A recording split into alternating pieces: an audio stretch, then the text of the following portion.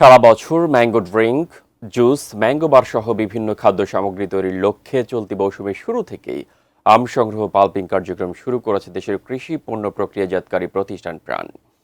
সোমবার রাজশাহীর গোদাগাড়ী বরেন্দ্র ইন্ডাস্ট্রিয়াল পার্কে আম সংগ্রহ পাল্পিং কার্যক্রমের উদ্বোধন করেন প্রাণ গ্রুপের ব্যবস্থাপনা পরিচালক ইলিয়াস মৃধা।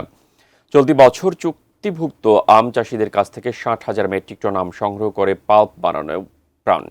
এজন্য রাজশাহীর পাশাপাশি নাটোরের একডালায় প্রাণ অ্যাগ্রো লিমিটেডের কারখানাতেও আম সংগ্রহ ও পাল্পিং কার্যক্রম চলছে।